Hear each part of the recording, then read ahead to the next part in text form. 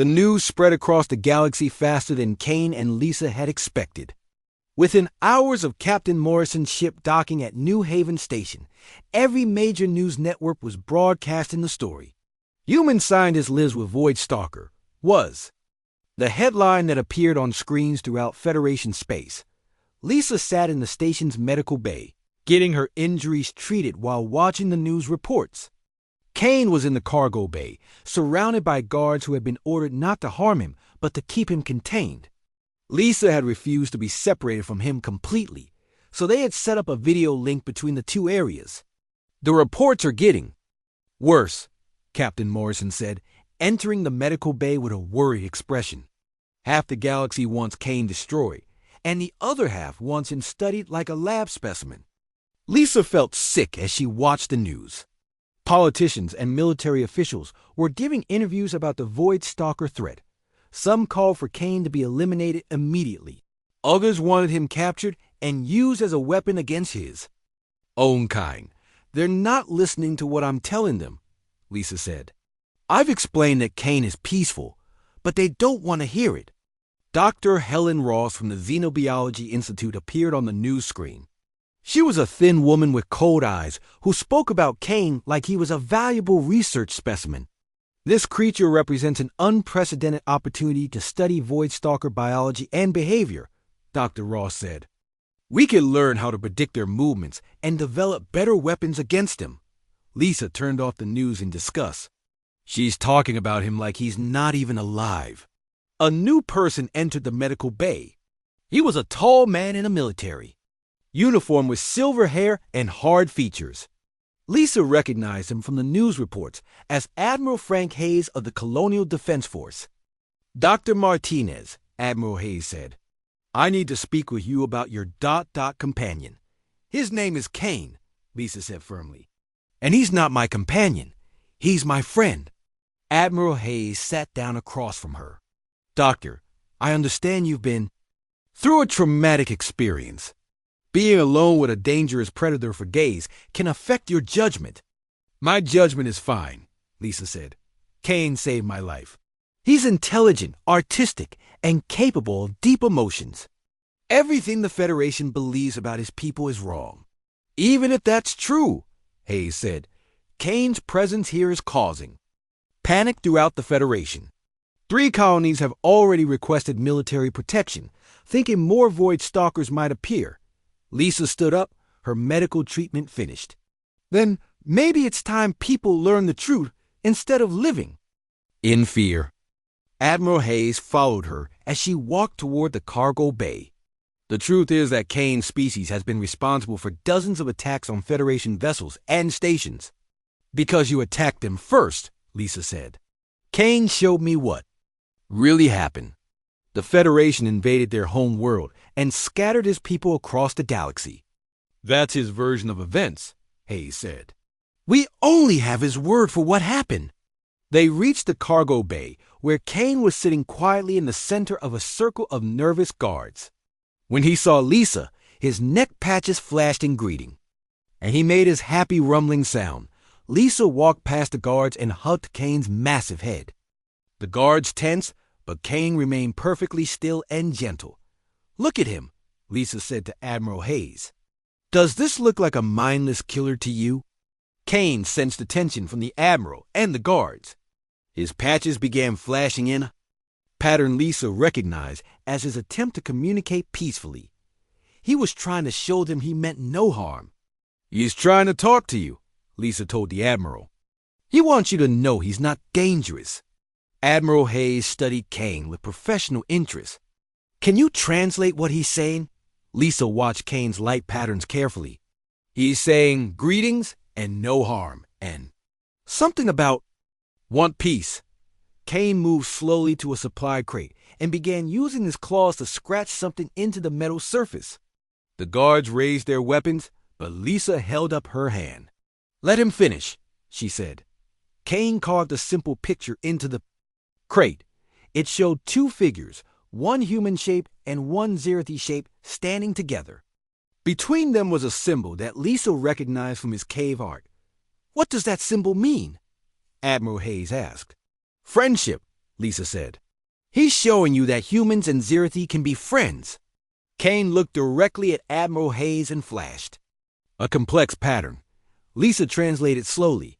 "He says, 'I am Kane. I am Zirathi. I want no war. I want understanding.'" For the first time, Admiral Hayes looked uncertain.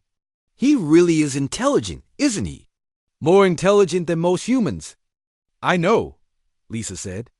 Kane has been alone for 40 years, but he never lost hope that someday he might make peace with other species. Their conversation was interrupted by the arrival of Dr. Ross and a team of scientists. She looked at Kane like he was a fascinating puzzle to be solved. "Magnificent," Dr. Ross said.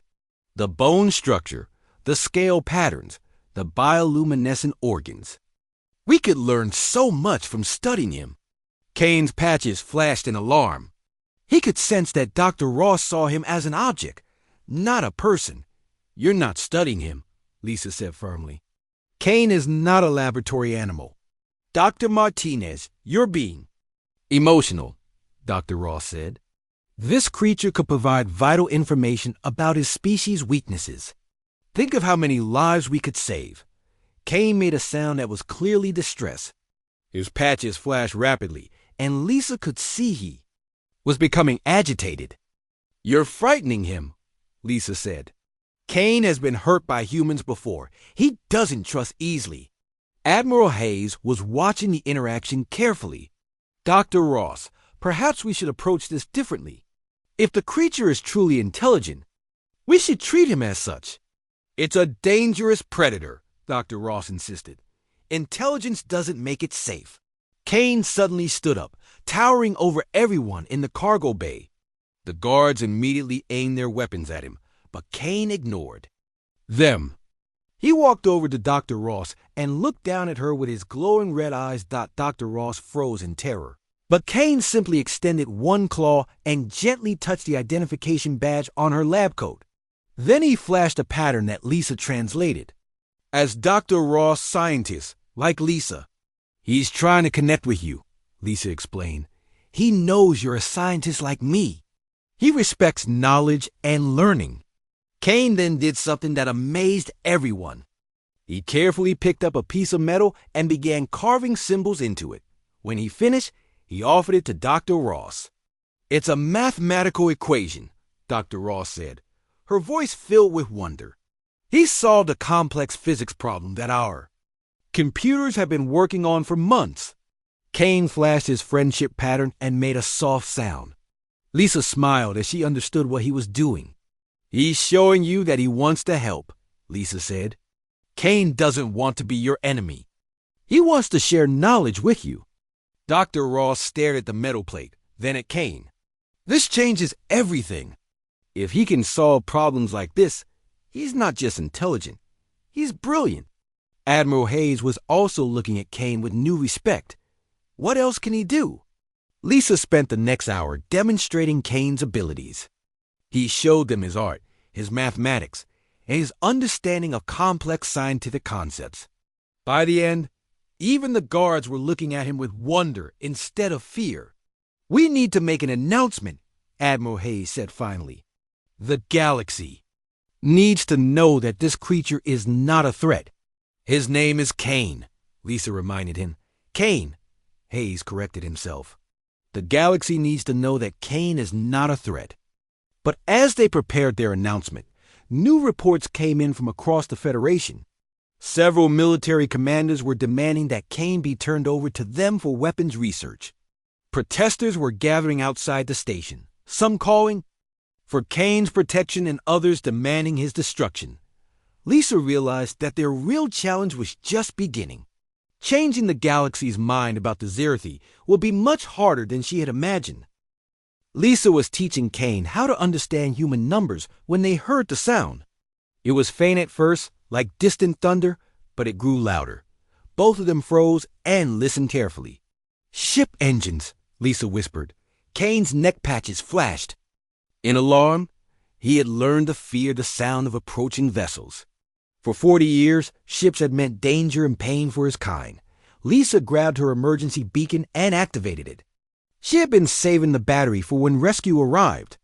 The small device began transmitting her location and identity to any ship in range. "It's okay," she told Kane, but she could see the fear in his red eyes. "These are my people. They're here to help." Kane made a worried clicking sound. His light patches flashed a pattern that Lisa had learned meant danger for Kane. "I won't let them hurt you," Lisa promised. "I'll protect you." The ship sounds grew louder. Lisa could hear landing thrusters firing as the vessel set down on the asteroid's surface. Kane tried to hide behind the largest crystal formation, but his massive size made it impossible. "Stay calm," Lisa said, stroking Kane's neck. "Let me talk to them first." Footsteps echoed through the tunnel leading to the cavern. Lisa heard voices getting closer. She recognized the accent of her home colony and felt a surge of relief. "Dr. Martinez?" A man's voice called out. "Are you down there?" "Yes," Lisa shouted back. "I'm here. But listen carefully before you come in. I have something important to tell you." 3 figures appeared at the cavern entrance, their helmet lights cutting through the crystal glow. Lisa could see their faces through their visors. The leader was a middle-aged man with kind eyes and a gray beard. The other 2 were younger, a man and a woman, both carrying weapons. "Thank God you're alive," the bearded man said. "I'm Captain Jake Morrison of the merchant vessel Horizon. We picked up your distress signal. Captain Morrison, I need you to listen to me very carefully," Lisa said, standing protectively in front of Kane. "I'm not alone down here." The younger man, Pete Collins, raised his weapon. "Are there hostiles? Pirates?" "No, not pirates," Lisa said. "Something much more important. I've made contact with an alien species, a peaceful one." Amy Baker, the woman, scanned the cavern with her light. "I don't see anything, Doctor." "That's because you're looking for an enemy," Lisa said. "But he's not an enemy. He's my friend." Kane chose that moment to step out from behind the crystals. All 3 rescuers froze as they saw his massive form. Pete immediately aimed his weapon, but Captain Morrison held up a hand to stop him. "Dear God," Morrison whispered. "That's a Void Stalker. His name is Kane," Lisa said firmly. "And he's not what you think he is." Pete's hands were shaking. "Doctor, get away from that thing. Those creatures are killers. They've destroyed entire colonies." "No, they haven't," Lisa said, moving to stand beside Kane. "The Federation lied about them. Kane's people are called the Zirthi, and they're peaceful. They were defending their home world when the Federation attacked them." Amy kept her weapon lowered but ready. "Doctor, you've been alone for days. Maybe you're confused. These creatures are dangerous." Kane sensed the tension in the room. His neck patches began to glow, and he made a soft sound that Lisa recognized as his attempt to appear non-threatening. "Look at him," Lisa said. "Really look. Does he seem like a monster to you?" Captain Morrison studied Kane carefully. He was an experienced spacer who had seen many alien species. "He's not attacking," he said slowly. "And he's staying close to you like he's protecting you." "Because he is protecting me," Lisa said. "Kane saved my life. He's been sharing his food with me and keeping me safe for days." Pete shook his head. "That's impossible. Everyone knows Void Stalkers are mindless killing machines. Everyone is wrong," Lisa said. She turned to Kane and flashed a light pattern with her scanner. "Kane, can you show them that you're intelligent?" Kane's neck patches flashed in a complex pattern. Then he moved to one of his crystal art pieces and gently touched it with his claw. The crystals began to glow brighter, revealing the intricate carvings. "He made these," Lisa explained. "This is art created over decades. It tells the story of his people and their culture." Amy lowered her weapon completely. "That's incredible. The detail work is amazing." Kane sensed that Amy was less afraid now. He flashed a pattern that Lisa recognized as a greeting. Then he did something that surprised everyone. He carefully picked up a small crystal carving and offered it to Amy. "He's giving you a gift," Lisa said. "It's a sign of friendship in his culture." Amy hesitated, then reached out and took the crystal. It was warm and smooth, carved into the shape of a star. "Thank you," she said to Kane. Kane's patches flashed in what Lisa knew was happiness. Captain Morrison was watching everything with growing amazement. "How long has he been trapped here?" Morrison asked. "Nearly 40 years, Lisa said. "He's been alone all this time, keeping his people's history alive through his art." Pete was still suspicious. "If he's so peaceful, why do all the reports say his kind are dangerous?" "Because people shoot first and ask questions later," Lisa said. "The Zirathi defend themselves when attacked, just like any intelligent species would."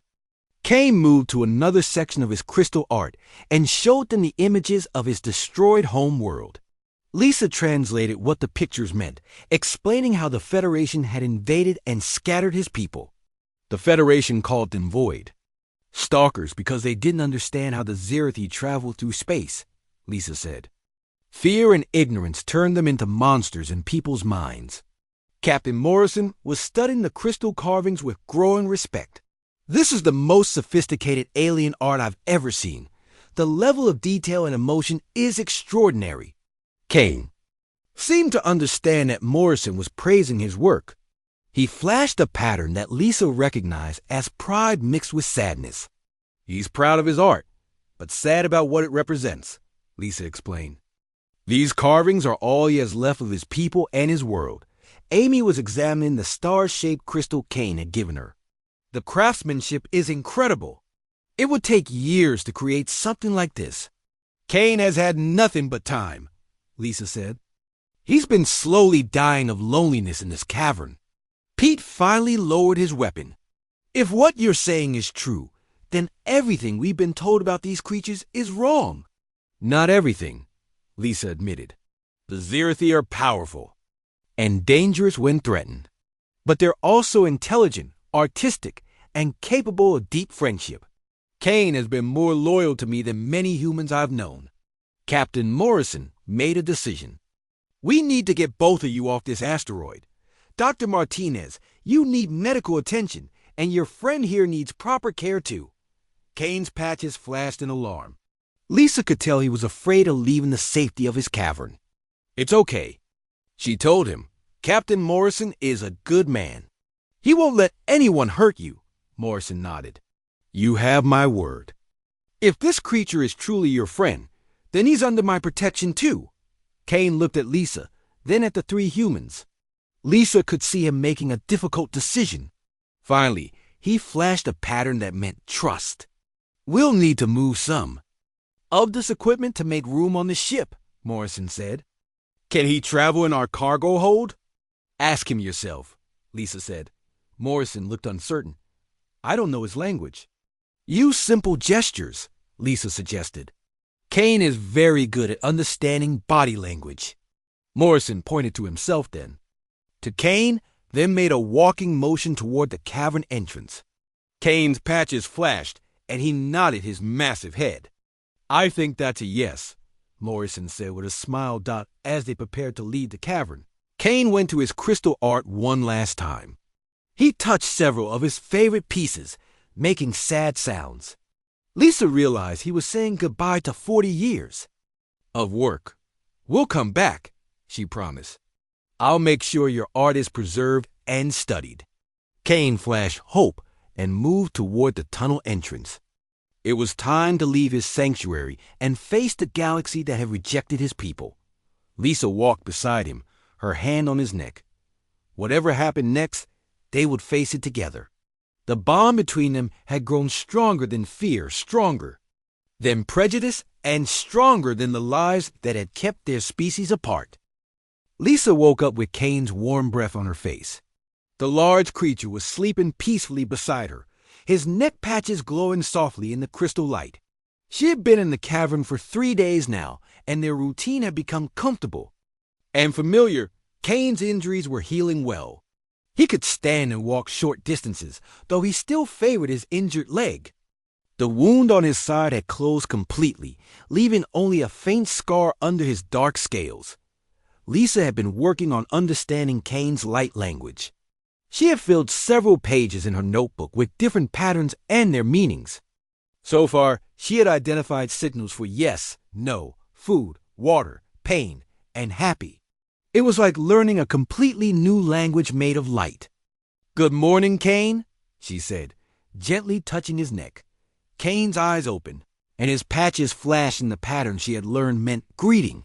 He made a soft rumbling sound that she had come to associate with contentment. Lisa checked her. Supplies? Her food was almost gone, but Kane had shown her which crystals could be dissolved in water to create a nutritious drink. It tasted strange, but it gave her energy. The cavern seemed to provide everything they needed to survive. Kane struggled to his feet and limped over to a section of the cavern wall that Lisa hadn't explored yet.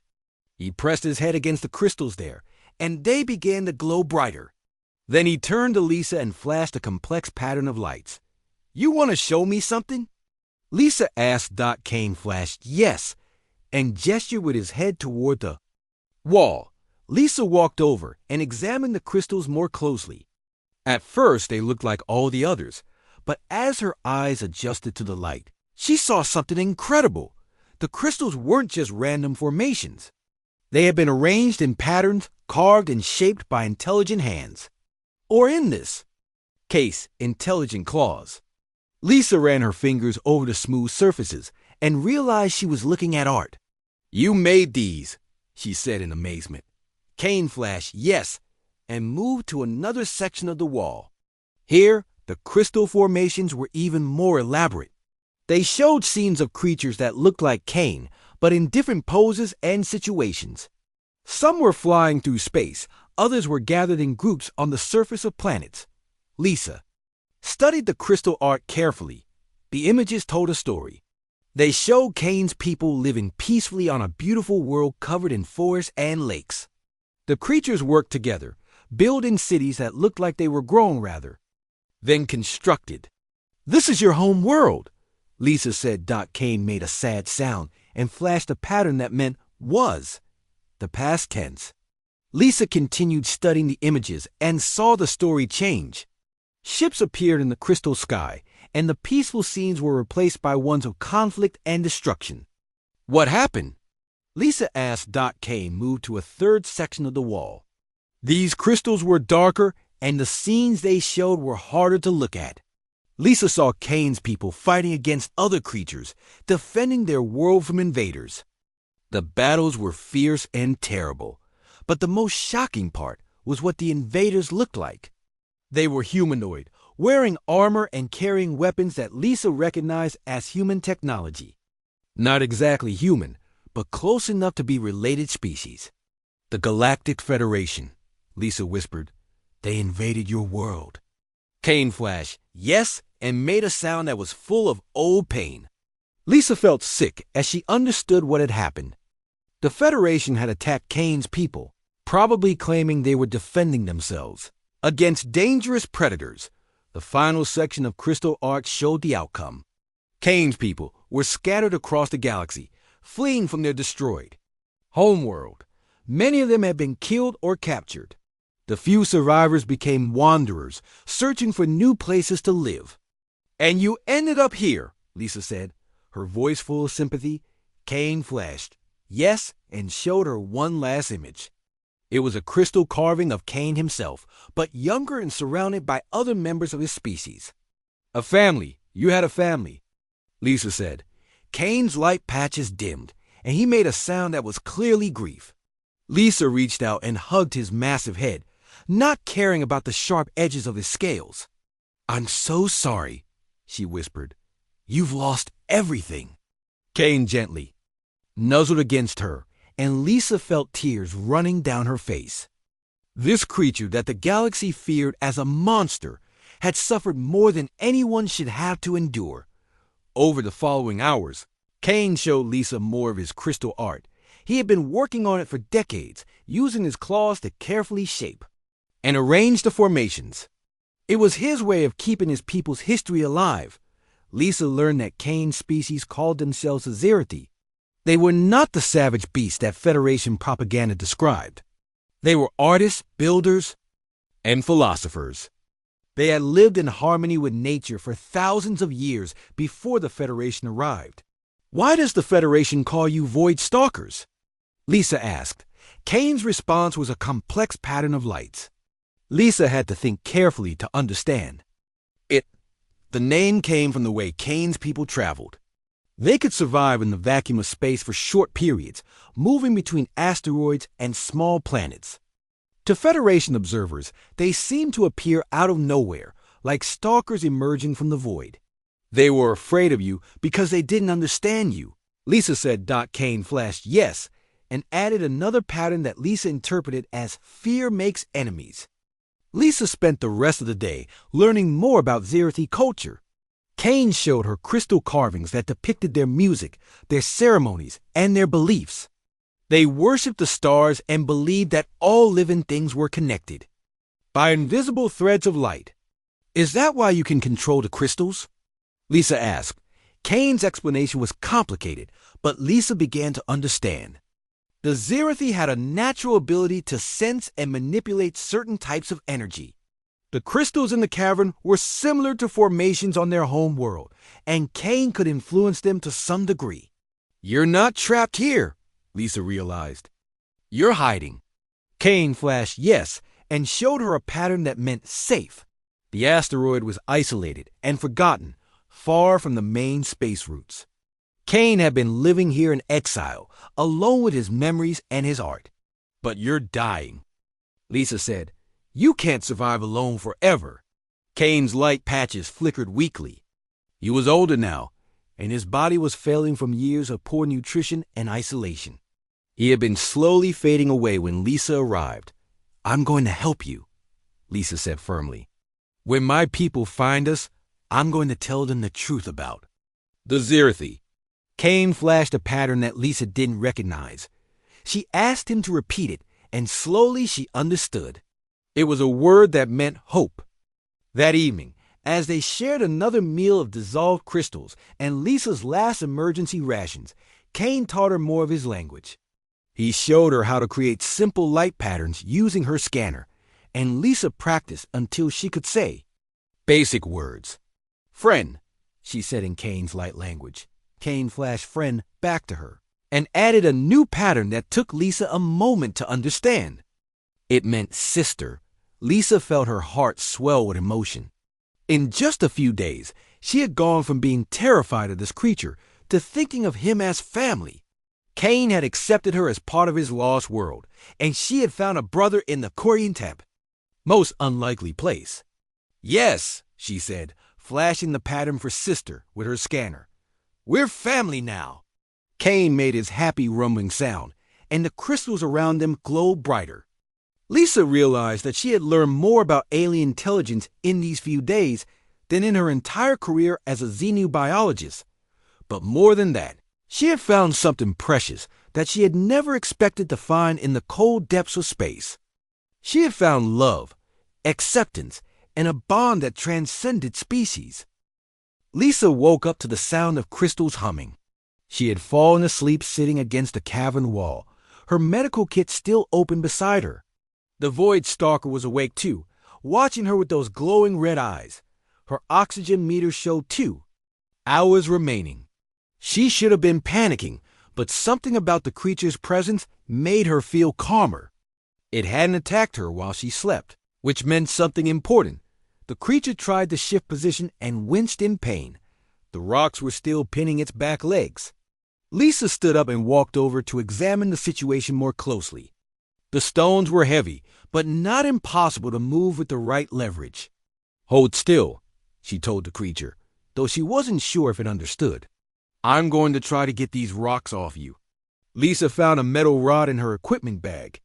She wedged it under the largest rock and pushed with all her strength. The stone rolled away slowly. The creature's leg was free, but it looked badly bruised. She worked on the second rock, using the same method. This one was smaller and came loose more easily. The Void Stalker immediately tried to stand, but its injured legs wouldn't support its weight. It fell back down with a frustrated growl. Lisa knelt beside the creature and gently touched its leg. The scales were warm, but she could feel swelling underneath. The leg was probably broken or badly sprained. She had some medical tape in her kit, but nothing strong enough to make a proper splint for something this large. The creature made a soft clicking sound and turned its head toward her. Lisa noticed something she hadn't seen before. Along the sides of its neck were small patches of scales that glowed faintly. As she watched, the patches flickered in a pattern of lights. "Are you trying to communicate with me?" Lisa asked. The light patches flashed again, this time in a different pattern. The creature was definitely trying to tell her something. Lisa had studied alien communication methods, but this was unlike anything in her textbooks. She pulled out her scanner and pointed it at the creature's neck. The device detected electromagnetic pulses matching the light flashes. "You're using bioluminescence to talk," she said excitedly. "That's incredible." The creature's eyes seemed to brighten at her enthusiasm. It flashed its neck patches in what looked like a more complex pattern. Lisa recorded it on her scanner, hoping to figure out what it meant later. Her stomach rumbled loudly. She hadn't eaten anything since before. The attack on her ship. Lisa opened her emergency food pack and took out a protein bar. It wasn't much, but it would keep her going for a while. The creature watched her eat with obvious interest. Lisa wondered when it had last eaten. If it had been trapped here for a long time, it was probably starving. She looked at her remaining food: 3 protein bars, 2 packets of dried fruit, and a small container of vitamin supplements. Not much to last until rescue arrived. If rescue came at all. The creature made a weak sound and its head drooped. Lisa could see it was exhausted and in pain. She made a decision that went against every survival rule she had ever learned. "Here," she said, breaking her protein bar in half. "You need this more than I do." She held out half the bar to the creature. It sniffed at the offering carefully, then gently took it with its front claws. The food disappeared in one bite, but the creature's eyes showed something that looked like gratitude. Lisa ate the other half slowly, making it last. The creature watched her every movement, as if trying to understand this strange human who was sharing food with a monster. Over the next few hours, Lisa worked on treating the creature's injuries. She used her remaining antiseptic to clean other small wounds she found on its body. The creature stayed perfectly still during the treatment, only occasionally making soft sounds. When she touched a particularly tender spot, she noticed that the creature's breathing was getting easier. The wound on its side had stopped bleeding, and the swelling in its legs was going down. Whatever she had done was helping. The creature began trying to communicate more often. It would flash its neck patches in different patterns, then wait for Lisa to respond. She started flashing her scanner's light back at it, trying to mimic the pattern she had seen. When she successfully copied one of the simpler patterns, the creature made a sound that reminded Lisa of laughter. It was a warm, rumbling noise that made the crystals around them glow brighter. "Did you just laugh at me?" Lisa asked, smiling despite their situation. The creature flashed what she was starting to think of as its yes pattern. Lisa was amazed. Not only was this creature intelligent, it had a sense of humor. As time passed, Lisa shared more of her food with the creature. She gave it pieces of dried fruit, which it seemed to enjoy. The creature made appreciative sounds after each bite, and its light patches flashed in what she interpreted as thank you. Lisa's oxygen meter showed 30 minutes remaining. She was starting to feel dizzy from the thin air, but she tried not to let the creature see her weakness. It was depending on her now. The creature seemed to sense her distress.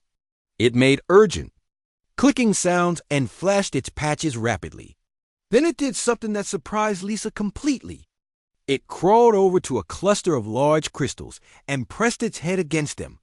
The crystals began to glow brighter, and Lisa heard a humming sound. The air around her seemed to shimmer, and suddenly she could breathe more easily. Her oxygen meter readings began to improve. "You're doing that," Lisa said in amazement. You're affecting the crystals somehow. The creature flashed its yes pattern again. Lisa realized that the entire cavern was connected to this being in some way. The crystals weren't just decorative.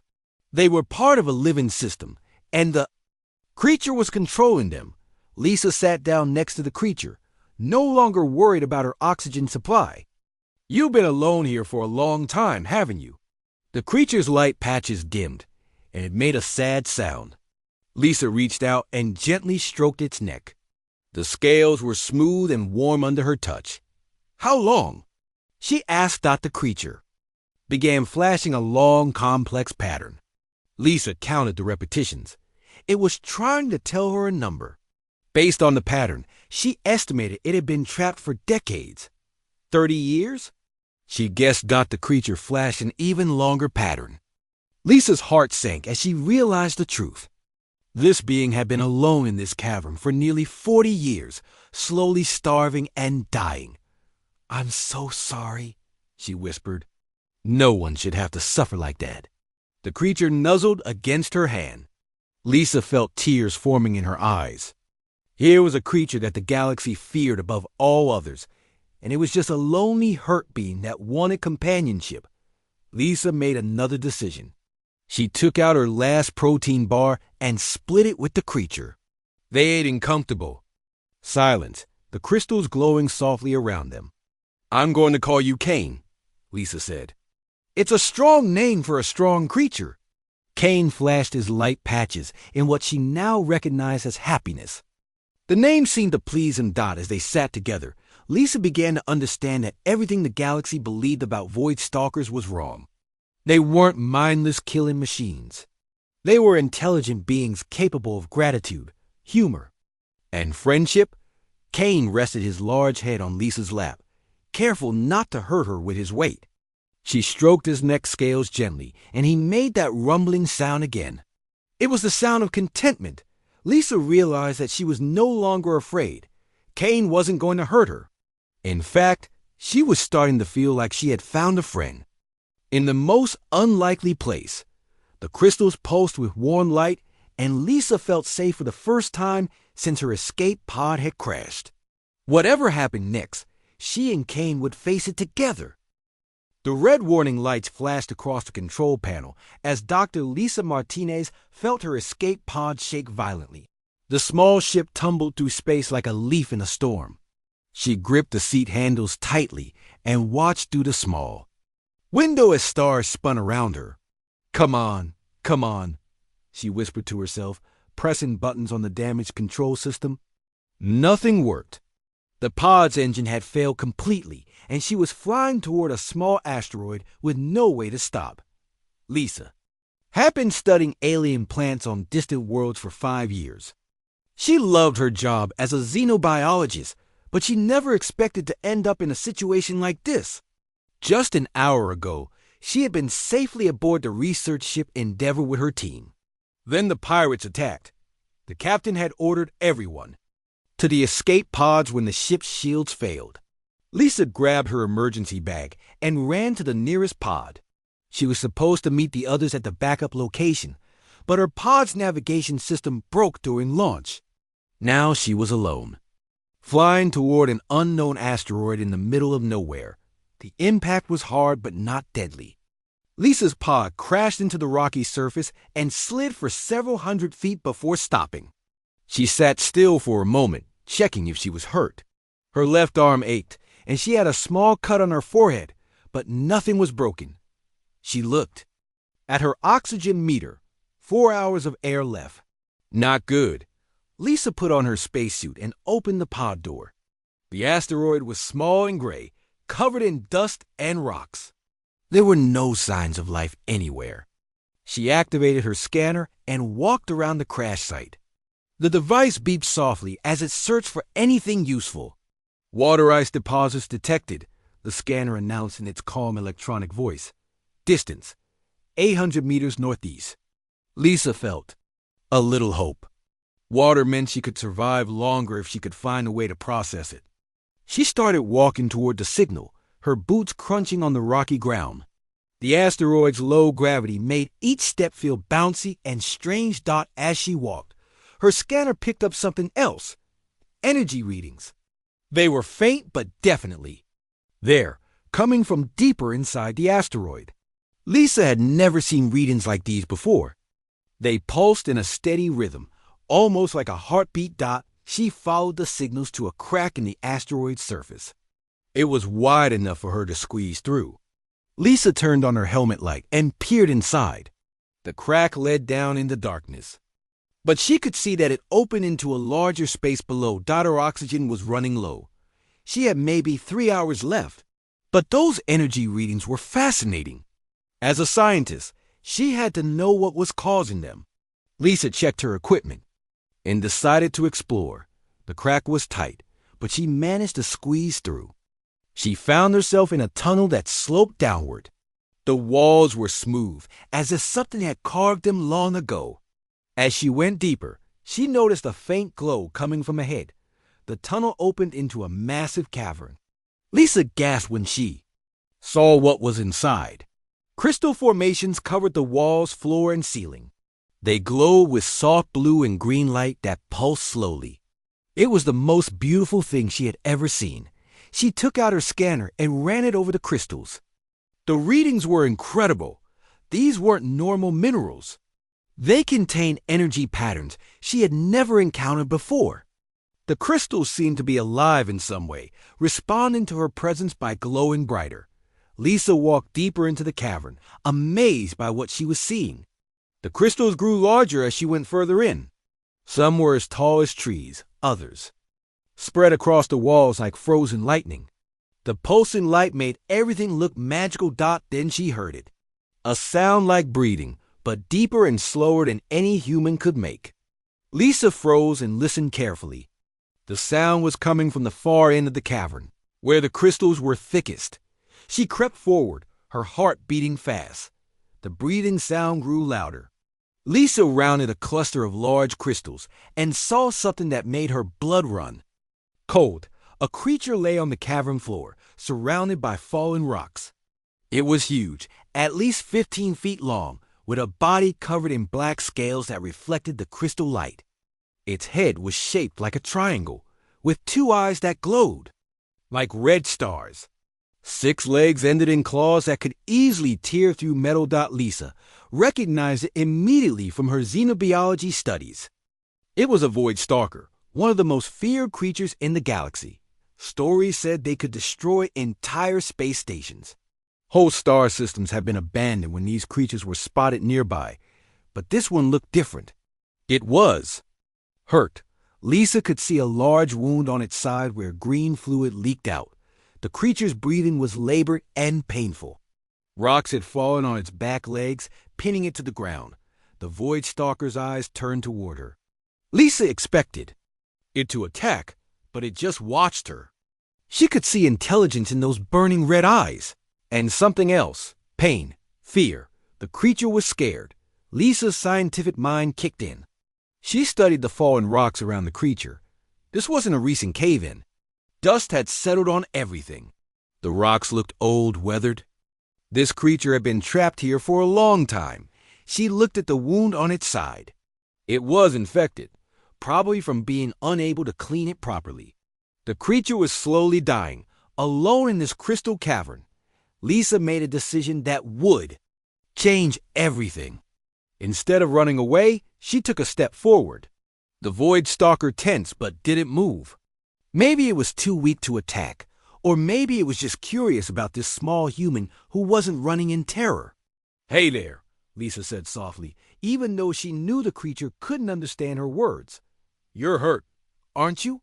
She reached into her emergency bag and pulled out her medical kit. It wasn't much, just basic supplies for treating human injuries. But some of the antiseptic and bandages might help. The creature watched as Lisa slowly approached. When she was close enough to touch it, she stopped and held out her hand. The void stalker sniffed at her glove with nostrils she hadn't noticed before. Its breath was warm and smelled like metal and ozone. Lisa gently touched the creature's scales. They were smooth and warm, like polished stone that had been sitting in sunlight. the Void Stalker didn't pull away. If anything, it seemed to relax slightly. "I'm going to help you," Lisa said, opening her medical kit. "I don't know if this will work, but I have to try." She began cleaning the wound with antiseptic. The creature flinched but didn't attack. Lisa worked carefully, removing dirt and debris from the injury. The green fluid was definitely blood, though unlike any she had seen before. As she worked, Lisa noticed something amazing.